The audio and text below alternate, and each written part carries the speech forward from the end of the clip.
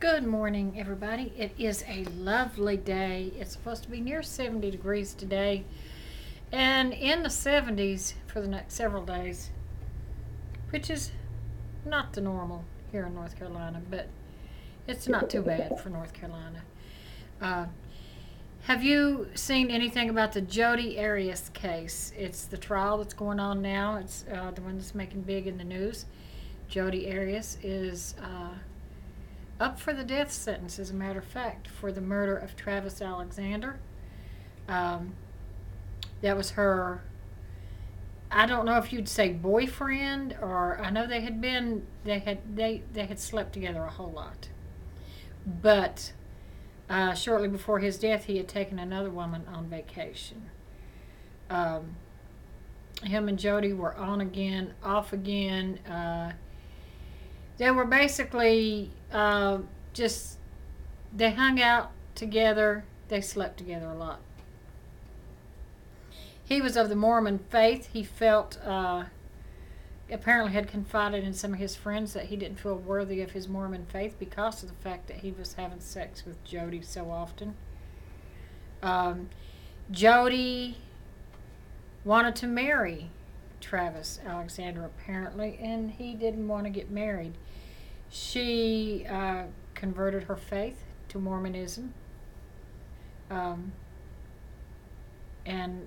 shortly after they had stopped seeing each other, she had begun stalking him. Now, after his murder, she, of course, was questioned. She said that she wasn't there. She wasn't at his apartment when he was murdered.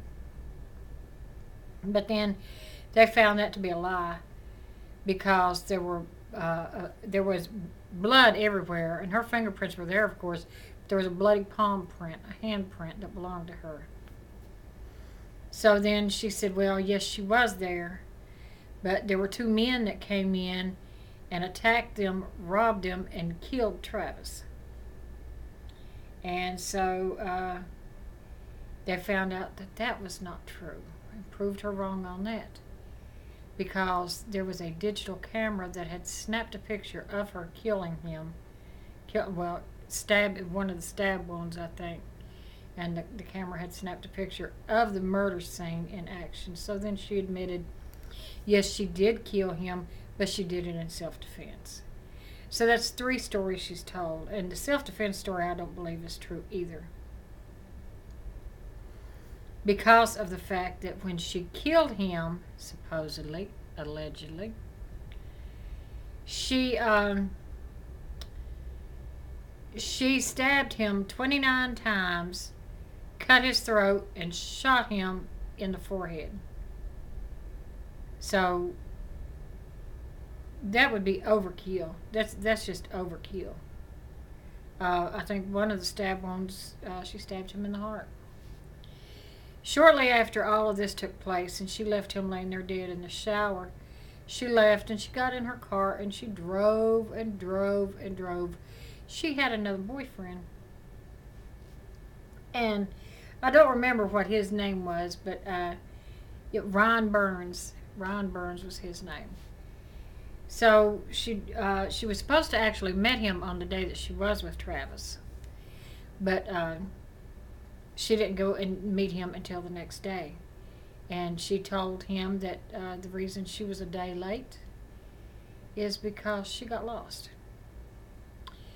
So she had cuts on her hands, of course, from the bloody scene back with Travis. She had cuts on her hands, but she explained that away to Ron, saying that she had cut her hands while she was bartending at a little bar called Margaritaville. And so authorities looked into that and found that in wherever she was at, there was no such bar called Margaritaville. So she made that part up too. Kind of sounds like Casey Anthony, right? With all these lies and making up things. But anyway, she is up for the death penalty. Apparently, Okay, she's trying to claim that it's self-defense because she said that Travis was a sexual deviant who liked to have sex anally or orally because of his Mormon beliefs that it wouldn't be as bad as if they were having actual sex intercourse. Um, but the other part that the prosecution is going to say is that she was extremely jealous that he took another woman on vacation and that she wanted to marry Travis. And Travis was not going to marry Jodi. So, therefore, that would make her a woman scorned. And that's more likely.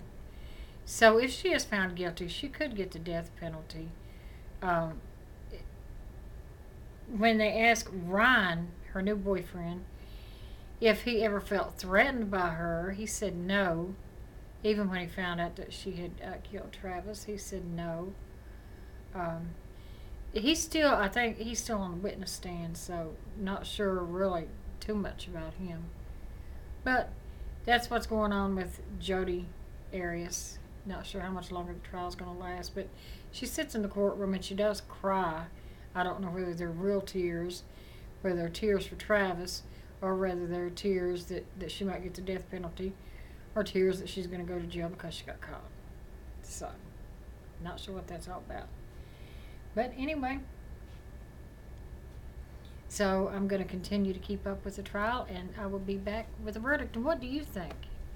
Do you think that she was a woman scorned, or do you think it was self-defense? And until next time, bye-bye.